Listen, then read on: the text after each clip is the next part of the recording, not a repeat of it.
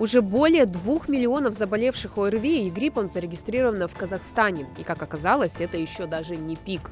Что ожидает казахстанцев в ближайшее время и как бороться с суперзаразным вирусом? Об этом сегодня и поговорим. Это прямо по Кунаева, и мы начинаем. Буквально накануне вице-министр здравоохранения Тимур Султангазиев озвучил довольно шокирующую статистику. С начала эпидемиологического сезона в Казахстане зарегистрировано 2 миллиона случаев заражения ОРВИ и гриппом.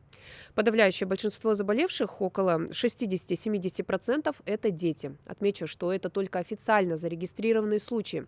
То есть те, кто обратился за врачебной помощью. А сколько еще людей занимается самолечением и не обращаются в поликлиники? Таких как минимум в 2 раза больше. Только представьте тогда реальное количество заболевших. При этом, по данным Минздрава, на сегодняшний день в 13 регионах страны более 900 школ отправили почти 12 тысяч классов на дистанционное обучение.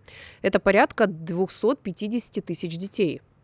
Причем всего неделю назад эти показатели были в разы ниже. 7 регионов, 132 школы и 1500 классов и 11 тысяч детей.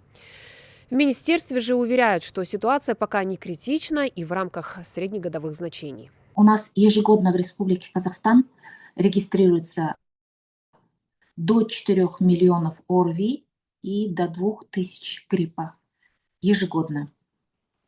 И эпидемиологическая ситуация по острым респираторным вирусным инфекциям и гриппу на территории Республики Казахстан в данное время развивается в рамках эпидемиологического процесса, характерного для осенне-зимнего периода. Значит, с начала эпидемиологического сезона в республике зарегистрировано 2 миллиона 112 тысяч 810 случаев ОРВИ и 1253 случая гриппа. Представитель Минздрава также рассказала, какие основные штаммы циркулируют в стране в этом сезоне. Как я уже отметила, всего у нас гриппом переболело 1253, всего это лабораторно подтвержденного гриппа. Из них 1250 это тип А, H3N2, это вот гонконгские так называемые. И 3 случая у нас лабораторно подтверждены грипп типа А, H1N1 или свиной. То есть, значит, подавляющее большинство, 97,7% это гонконгский грипп. Гонконгский грипп обычно дает подъем в 2-3 года один раз. И у нас в текущем году он является доминирующим. При этом специалисты отмечают, что гонконгский грипп очень заразный, то есть легко и быстро передается, и иногда имеет специфические симптомы. Для гриппа характерны, для нынешнего гриппа характерны те же симптомы, как и для всех других респираторных вирусных инфекций. Да, это подъем температуры, это боль в мышцах, это слабость, это общие симптомы. Могут быть катаральные явления, как кашель может быть у пациента возникать. Да. То, что касается лечения, я не являюсь врачом-клиницистом, поэтому я обычно методы лечения, какое должно быть лечение, не комментирую. Единственное, хочу сказать, если пациент чувствует, что у него высокая температура, и он чувствует, скажем, температура, слабость, кашель, то необходимо получить именно консультацию у своего доктора. Да, то есть по месту прикрепления в поликлинике вы можете обратиться в кабинеты фильтров. Сейчас у нас в каждой поликлинике есть не 1, а 2 кабинета фильтра. Да, многие поликлиники делают для детских фильтры отдельно, взрослые. Некоторые, даже если у них есть такая возможность, для беременных отдельный фильтр делают, кабинеты фильтра. То есть нет необходимости, скажем так, по всей поликлинике ходить искать врача, можно целенаправленно обратиться на фильтр. Статистика Минздрава – это одно. Мы же решили пройтись по улицам столицы и спросить у людей, сталкивались ли они с ОРВИ и гриппом. Да. Болели? Какие симптомы были? Тяжело перенесли? У меня была слабость, горло болело и чуть температура была. А в больницу обращались, нет? Нет. А из знакомых много людей болеет? Да, коллеги. Много коллег болели. Болели? Нет. Нет. А в вашем окружении люди болели, нет? Нет. Сейчас просто спрашиваю, потому что сейчас очень много людей, которые заболели, тяжело переносят, высокая температура, но вам повезло, да, вы? Ну да. Что делаете для того, чтобы не болеть? Ну, тренируюсь, также витамины пью. Все. Ну, видите, в принципе, в том плане, что я сама по себе человек очень устойчивый к заболеваниям. Даже когда вот это ковид был, вот это вот город весь вымер как будто бы, даже в это время не болела. Но близкие, дети, внуки болеют. И болеют очень много. И такая основная причина, кашляют, чихают все, конечно, при ОРВИ всегда. Но вот такая прям температура несбиваемая. Нет, не болел. А в вашем окружении? Болел, да, брат, там, получается, с женой своей болели, потом и ребенок болел. А так я не болел сам лично. У меня внуки переболели. Ага. А как перенесли, какие симптомы были? Значит, температура, головные боли, живот крутило. Прям сильно болели. Все трое друг друга заразили. И сноха переболела. Нам повезло со встреченными людьми, сами они в большинстве своем смогли избежать заболевания, а вот среди их родных и знакомых заразившихся довольно много.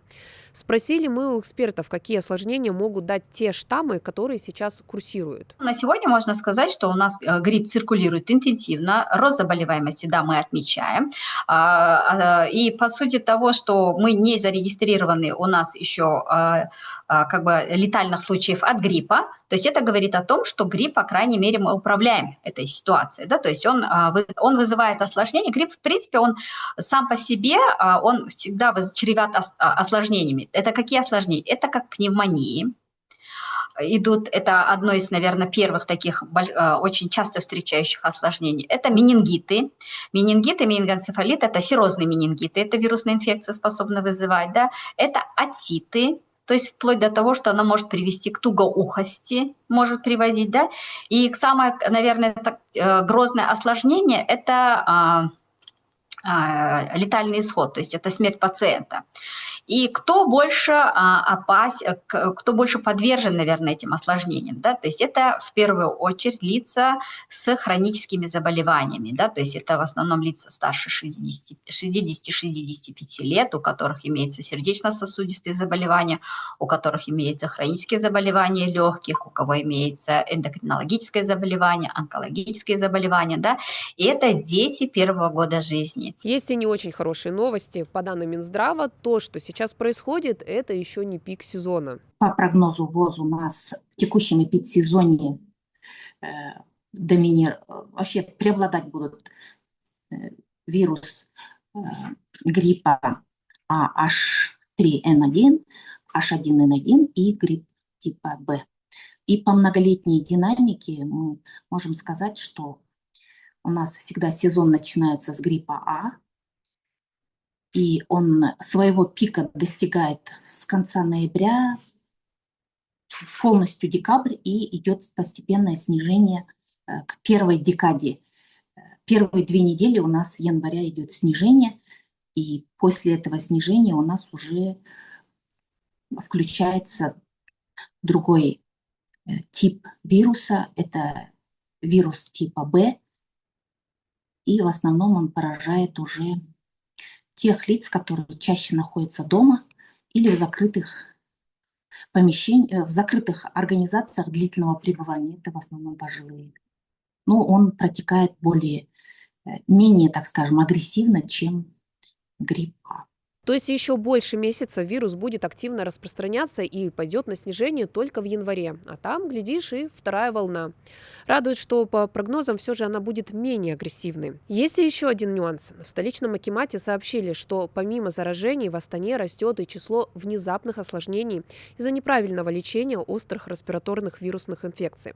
Как нельзя лечиться, мы тоже спросили у экспертов. Главная рекомендация – это исключение самолечение сильно действующими препаратами. Вообще разрешается снижать температуру только когда температура уже превышает 38 и 38,5 градусов. До этого не рекомендуется, так как уже включается иммунитет, и организм сам начинает бороться с инфекцией. Тоже хотелось бы сказать, что при ухудшении состояния, одышки, стойкой лихорадки, выраженной слабости необходимо незамедлительно обращаться в медицинскую организацию и для получения индивидуального лечения. И даже если знакомому или родственнику какие-то средства или препараты помогли, вам они могут нанести вред. Это тоже нужно учитывать. Вообще каждый организм индивидуален. Вообще не рекомендуется заниматься самолечением. При грипп он начинается резко, в отличие от ОРВИ. Сразу резкий подъем идет температуры, резкая головная боль, боль в мышцах, кашель. Советуем сразу обращаться в прикрепленной поликлинике к врачу для того, чтобы своевременно начать лечение. Самолечение, оно приводит к осложнениям. И также, когда люди переносят грипп на ногах, это тоже чревато своими осложнениями. При гриппе всегда необходим постельный режим. Осложнения – это пневмонии, миокардиты, ну и другие более уже сложные формы.